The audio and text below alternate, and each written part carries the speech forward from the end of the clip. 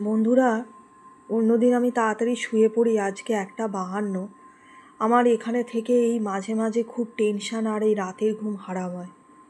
এত টেনশান নিয়ে, সমস্যা নিয়ে বাড়ির সামনেটা এতটা খারাপ পরিস্থিতি হয়ে গেছে বন্ধুরা, কি বলবো। আর না কোনো জায়গা থেকে সাপোর্ট পাই না, কেউ এটা দেখে না।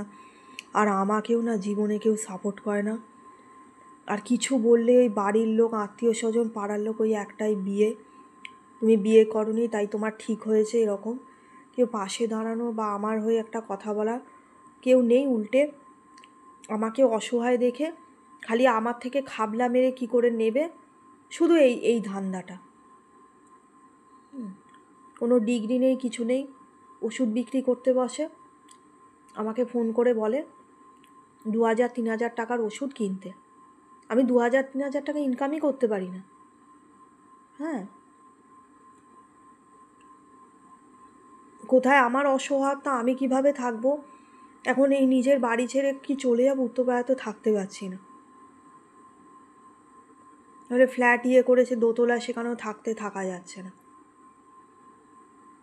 এখানে। তারপরে আমি সারাটা জীবন একা একা, আমি কিভাবে বাস করবো এখানে? জলের লোক আসবে, তারপরে মাল দিতে আসবে, গ্যাস দিতে আসবে, কি করে একা আমি সব কিছু সামাল দেব?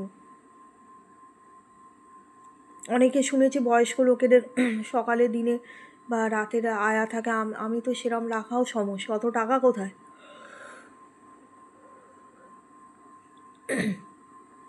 তারপরে কোনো সিকিউরিটি বা বাউন্সার সেরকমও কিছু পাই না। কোথাও একটা যাব, সেখানেও কাউকে পাই না যে কেউ আমাকে গার্ড করে নিয়ে যাবে, কোনো বাউন্সার বা কিছু সেরকমও পাই না। এই দেশটা কি এতটাই ধীরে ধীরে খারাপ হয়ে যাবে? বাড়ির সামনেটা কি কোনো দিনই উন্নতি হবে না বন্ধুরা? একটা মানে কোনো কি বলবো, মানে একটা প্রাইভেসি বলে কিছু নেই। বেরোলেই মানে সব সময় দেখছে সামনে এখানে হই হই করছে, সবার ঘর দোর আছে, সব কিছু আছে, তাও অন্যের বাড়ির সামনে এসে জ্বালাচ্ছে, প্রশাসন কিছু বলছে না, পাড়ার লোকজন পর্যন্ত কিছু বলে না। আর সব বাঙালি হেটা আমাদের বাঙালিদের ঘৃণা করে। এবং বাঙালিরাও আমার যে আত্মীয় স্বজনও আছে, তারাও কেউ আমার সাথে থাকছে না বা বলছে না কেউ যে বোন তোকে দেখবো বা তোর বিপদে থাকবো।